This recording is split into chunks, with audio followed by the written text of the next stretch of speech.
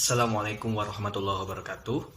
Perkenalkan, nama saya Wira Mas Kusmajaya dari mahasiswa S1 Keperawatan Stikes Mitra Diguna Palembang.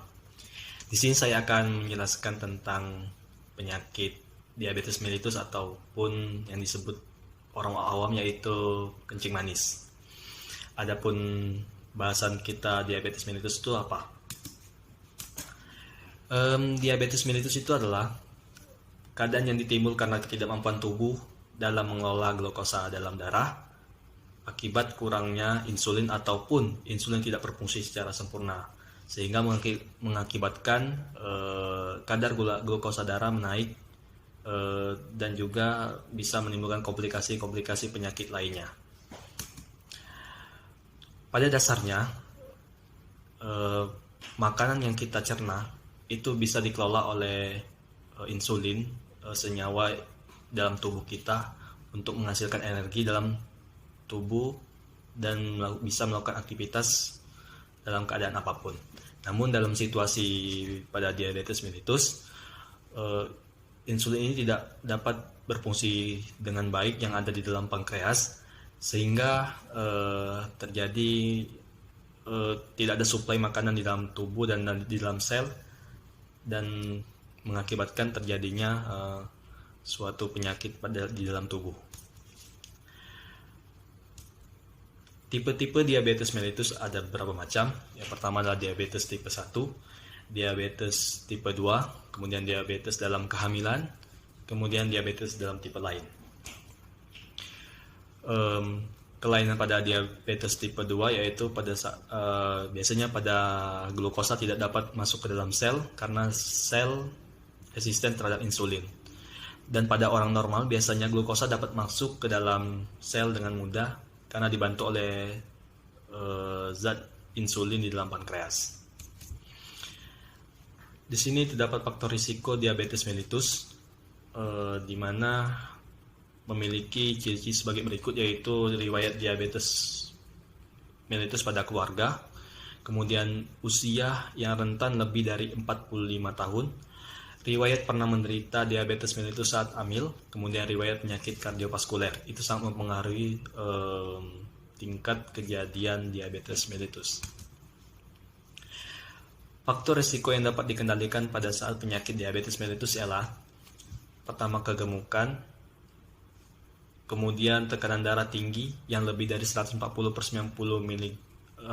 mm hidrogram, kemudian kadar kolesterol tinggi lebih dari 200, kemudian gaya hidup kurang gerak, kemudian pola makan yang tidak sehat. Itu adalah faktor risiko yang dapat dikendalikan pada saat penyakit diabetes mellitus. Adapun gejala-gejala penyakit diabetes mellitus itu sendiri yaitu banyak makan, banyak minum, dan banyak kencing, namun tetap lemas dan terasa tidak ada gairah untuk melakukan aktivitas sesuatu.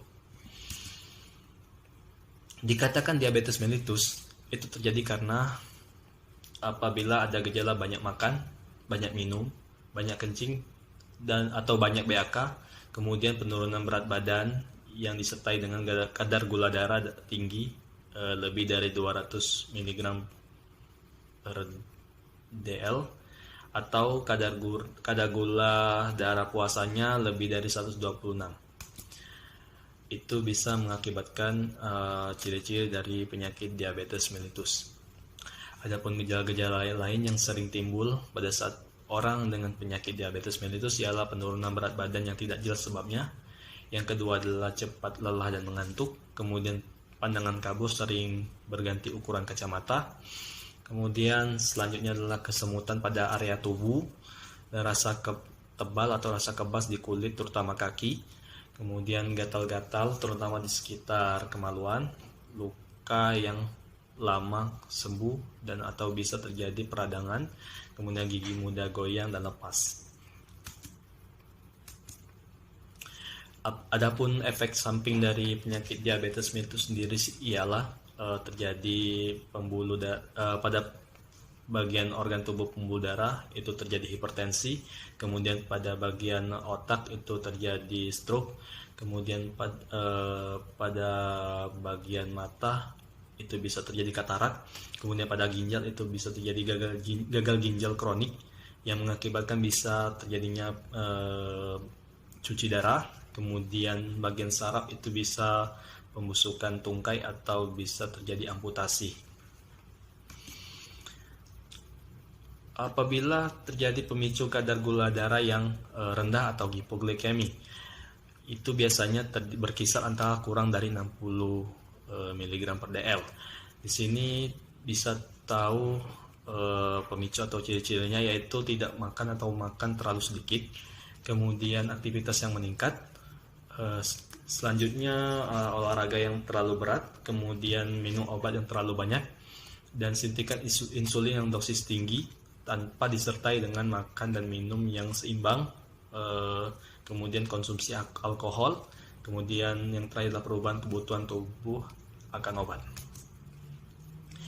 Adapun gejala-gejala gula darah rendah yaitu rasa gemetar dan oyong atau pusing, kemudian rasa lemas dan lapar. Selanjutnya adalah nyeri ulu hati, berdebar-debar dan berkeringat dingin, kemudian sakit kepala serta disertai dengan mata berkunang-kunang.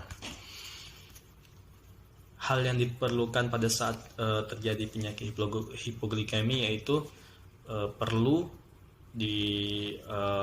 pada kita semua atau pada pasien dengan hipoglikemi itu dilakukan terapi, yaitu diberi air sirup atau air yang mengandung kadar gula tinggi seperti air sirup, air jus buah, teh manis, atau air yang mengandung kadar gula yang tinggi.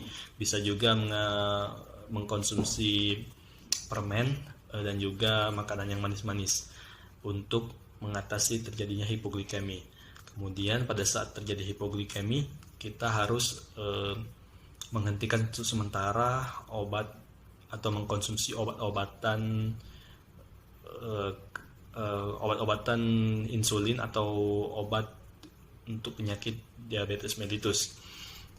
Kemudian bila tidak sadarkan diri, perlu segera dirawat ke puskesmas atau tempat pelayanan kesehatan terdekat, terutama di pelayanan unit gawat darurat. Di sini kita bisa mengatasi terjadinya hipoglikemia atau kekurangan gula darah. Adapun pengendalian diabetes sendiri ada 7 langkah. Yang pertama adalah berperan aktif dalam proses pengobatan. Jadi di sini contohnya ialah rutin untuk datang ke fasilitas kesehatan, datang rutin ke fasilitas bagian-bagian untuk mengecek, mengontrol penyakit yang dideritanya, untuk selalu rutin melaksanakan langkah-langkah atau update-update terbaru penyakit yang dia derita di Vaskes atau pelayanan kesehatan terdekat. Kemudian minta rujukan ke ahli gizi, dokter kesehatan olahraga atau dokter spesialis lain jika perlu. Buat jadwal pemeriksaan rutin. Kemudian yang kedua adalah selalu mengkonsumsi atau pola makan yang baik, di mana makanan sendiri terdiri dari 3 makanan utama dan 2 porsi makanan selingan. Batasi makanan lemak, terutama lemak hewani, hindari makanan kaya gula karena akan mempengaruhi peningkatan gula darah yang sangat bahaya bagi tubuh pada saat penderita diabetes mellitus. Kemudian batasi konsumsi garam karena takutnya nanti akan terjadi komplikasi pada saat penyakit diabetes mellitus, yaitu penyakit hipertensi.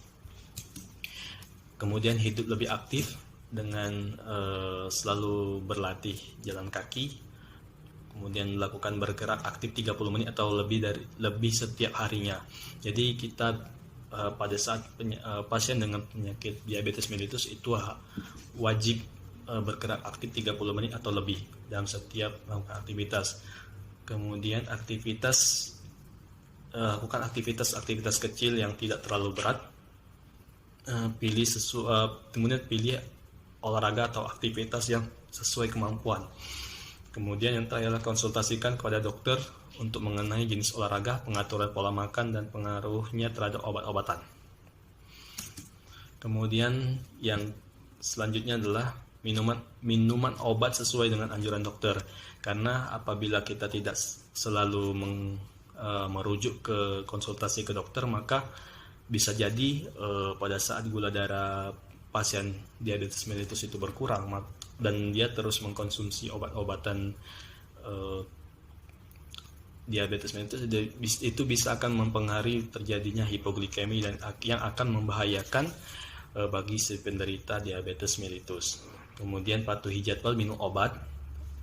Adapun obat-obat diabetes mellitus itu sendiri meliputi metformin, glibenclamid, dan insulin. Itu salah satunya bisa dipakai atau bisa dikonsumsi bagi penderita diabetes mellitus.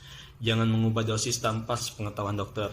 Nah, seperti saya katakan tadi, harus diperhatikan dalam setiap jadwal atau mengatur dosis-dosis yang sesuai yang telah dianjurkan oleh dokter. Maka diperlukan dan sangat diperlukan untuk konsultasi ke dokter atau pelayanan kesehatan terdekat. Lanjut ke periksa kadar gula secara teratur. Biasanya ini kalau bagi penderita diabetes, dia akan menyiapkan di rumah itu alat untuk mengecek gula darah, atau silakan ke pelayanan Paskes terdekat, karena sangat mempengaruhi apakah gula darah pada si penderita itu terkontrol setiap harinya atau tidak, karena akan mempengaruhi proses dia makan obat, apakah dia rutin atau tidak, dan gaya pola hidupnya seperti apa, itu sangat dipengaruhi oleh periksa kadar gula tersebut. Kemudian perhatikan kaki, karena pada sebagian besar pada penyakit diabetes mellitus itu kebanyakan komplikasinya adalah terdapat amputasi di bagian kaki atau terdapat luka pada kaki yang tidak kunjung sembuh. Maka dari itu kita harus periksa kaki pasien setiap hari, atau bisa jagalah agar kaki tidak selalu kotor, ataupun dalam memakai sepatu itu tidak boleh memakai sepatu yang sangat ketat, karena akan mempengaruhi elastisitas kulit atau terjadi lecet pada kulit yang akan mengakibatkan susah untuk proses pembekuan pada darah di kaki, yang akan mengakibatkan terjadinya peradangan pada kaki yang tidak bisa disembuhkan disebabkan oleh diabetes mellitus. Kemudian potong kuku yang harus diperhatikan, karena potong kuku itu sangat mempengaruhi, dan takutnya nanti apabila potong kuku yang tidak diperhatikan, maka terjadi luka pada area sekitar bagian kuku. Adapun yang terakhir adalah periksa mata Anda, atau pada periksa mata bagian yang terjadi pada pasien diabetes mellitus, karena kita harus amati adakah gangguan pada mata Anda tidak, dan juga lakukan pemeriksaan mata jika ada gangguan, karena kita akan melihat progres penyakit komplikasi dari diabetes mellitus itu sendiri, supaya kita bisa mencegah terjadinya penyakit yang menimbulkan komplikasi yang lebih lanjut seperti penyakit katarak ataupun mata yang berkunang-kunang. Itu perlu kita cegah itu semua. Baiklah, sekian dari materi saya, pendidikan kesehatan tentang diabetes mellitus. Terima kasih atas partisipasinya. Semoga bermanfaat, dan wassalamualaikum warahmatullahi wabarakatuh.